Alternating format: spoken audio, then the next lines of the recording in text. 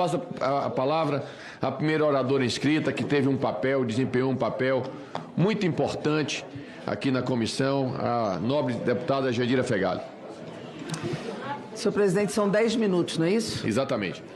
Então, presidente, eu primeiro quero expressar 2 sentimentos. O primeiro deles é um sentimento de honra.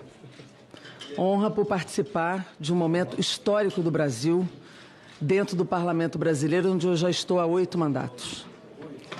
E o outro sentimento é de vergonha.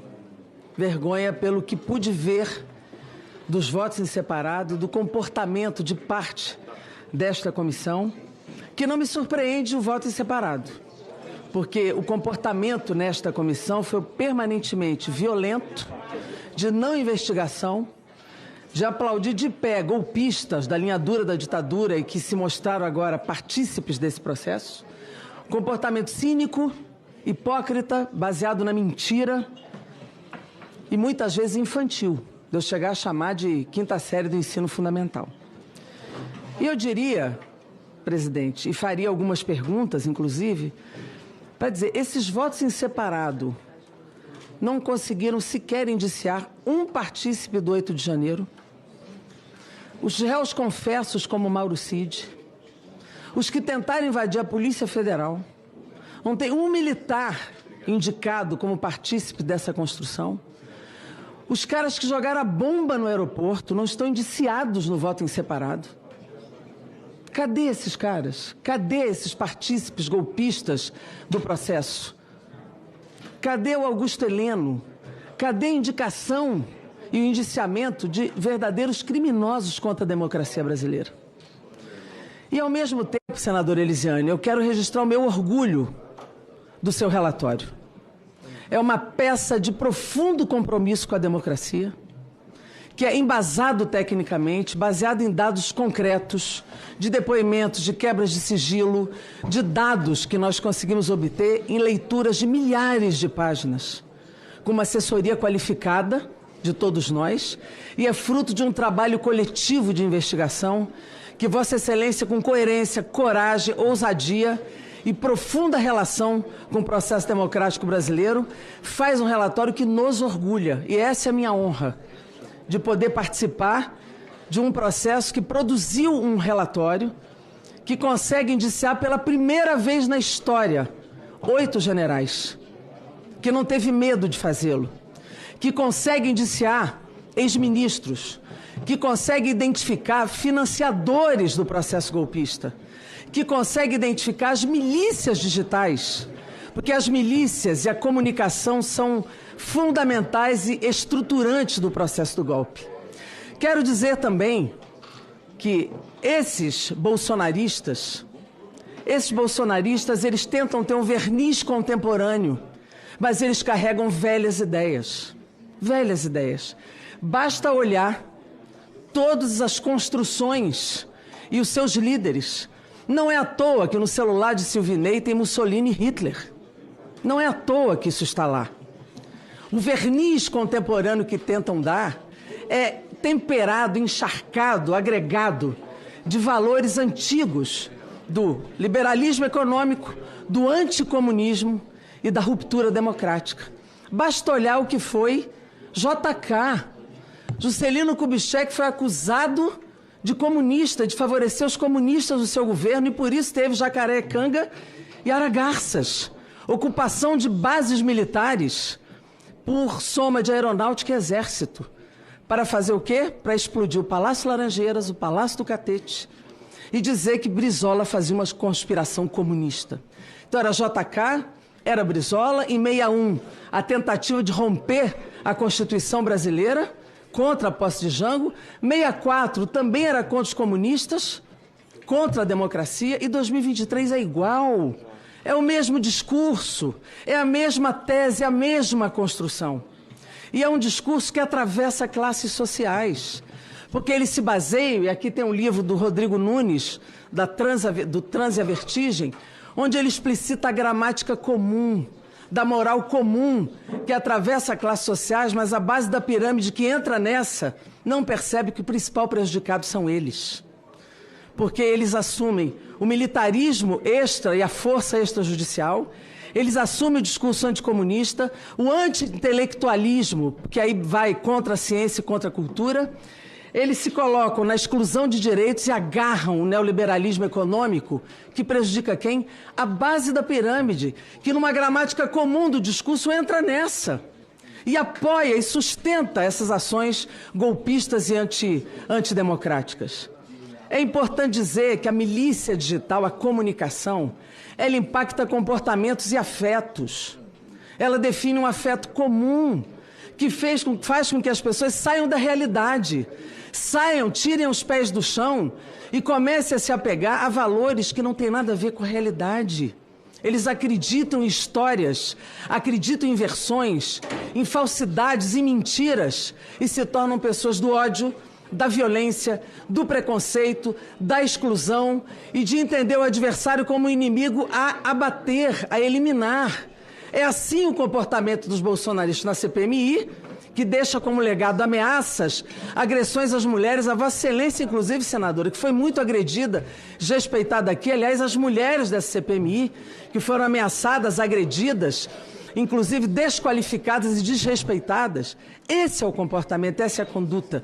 E a gente vê seguidoras mulheres dessa turma que agridem também nas redes sociais no mesmo tom, na mesma misoginia. Então é algo muito grave. E quero dizer que nesse seu relatório, que é belíssimo, a sua conclusão é belíssima, eu quero dizer que nós já vivenciamos na história momentos importantes da luta libertária, da luta pela liberdade, da luta pela democracia, de democratas e de pessoas da esquerda. O nosso partido, o PCdoB, perdeu muitas vidas nessa luta pela democracia. Não adianta nos dar a pecha de extremistas contra a liberdade, ditador. Isso não cola, porque quem conhece minimamente a história sabe que nós perdemos muitas vidas na luta pela liberdade. E aqui, em 79, que foi o momento em que se aprovou a Lei 6683 da anistia, ainda estávamos sob o governo Figueiredo.